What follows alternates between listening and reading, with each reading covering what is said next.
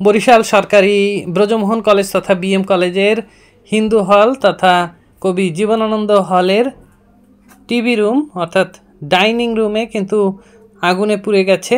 আজকের দুপুর 2টা থেকে 3টার দিকের ঘটনা আপনারা দেখতে পাচ্ছেন ডাইনিং হলের ভিতরের পরিস্থিতি, এবং এখানে আগুন লেগে কিন্তু অনেকগুলো টিন পুড়ে গেছে এবং ভিতরে রাখা কয়েকটি সাইকেল পুড়ে গেছে। আমরা সেই দৃশ্য আপনাদেরকে দেখাচ্ছি। ঐতিহ্যবাহী সরকারি ব্রজমোহন কলেজে আমরা রয়েছি এবং ব্রজমোহন কলেজের এই দৃশ্য আপনাদের সামনে তুলে ধরছি।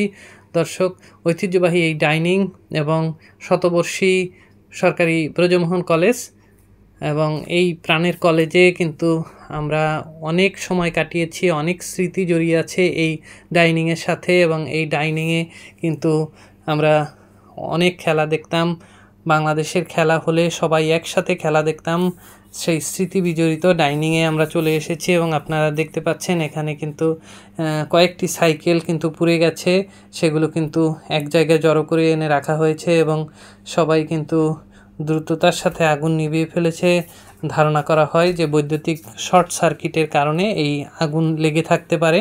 অনেকেই দেখতে পাচ্ছেন যে এখানে এসে ভিড় করেছেন ঐতিহ্যবাহী সরকারি বিএম কলেজের সেই হিন্দু হল অর্থাৎ কবি জীবনানন্দ হল। এখানে একটি সাইকেল দেখতে পাচ্ছেন, সিট, টায়ার সব কিছুই কিন্তু পুড়ে গেছে এবং বরিশাল সরকারি বিএম কলেজের এই ডাইনিং হলের এই আগুন কিন্তু আজকে দুপুর 2টা থেকে 3টার মধ্যে কিন্তু আগুন লাগে এবং আগুন লেগে কিন্তু এই ডাইনিং হলটি পুড়ে যায় এবং আমরা কিন্তু সেই দৃশ্যই আপনাদেরকে দেখাচ্ছি।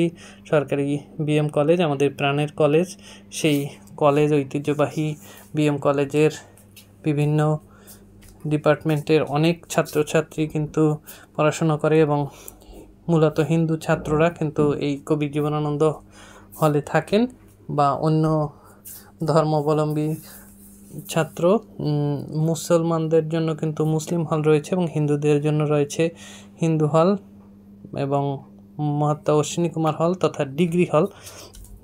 আমরা সেই বিএম কলেজের সামনেই রয়েছে এবং আপনাদেরকে বিএম কলেজ এবং এর সেই কবি জীবনানন্দ দাশ হল আপনাদের সামনে তুলে ধরছি। দর্শক, আপনাদেরকে এই ভিডিওটি দেখালাম এই জন্যেই যে আমার অনেক স্মৃতি বিজড়িত এই সরকারি বিএম কলেজ এবং এই কলেজে প্রাক্তন ছাত্র হিসেবে আমি এই কলেজের অনেক স্মৃতি আমার মানসপটে রয়ে গেছে এবং আমার অনেক সহপাঠী রয়েছেন যারা বিএম কলেজ থেকে তথা বরিশাল থেকে অনেক দূরে রয়েছেন, দেশের অন্য প্রান্তে রয়েছেন বা অনেকেই দেশের বাইরে রয়েছেন।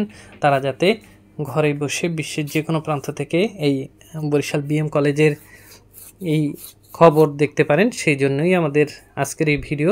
দর্শক, আমরা আশা করব যে কর্তৃপক্ষ দ্রুতই এই ডাইনিং হলটি সারিয়ে আবার আগের মতো করে দেবেন এবং ঐতিহ্যবাহী এই ডাইনিং হলটির সংস্কার হোক, সেটাই আমাদের কামনা। তো দর্শক, আজকের এই ভিডিও এই পর্যন্তই।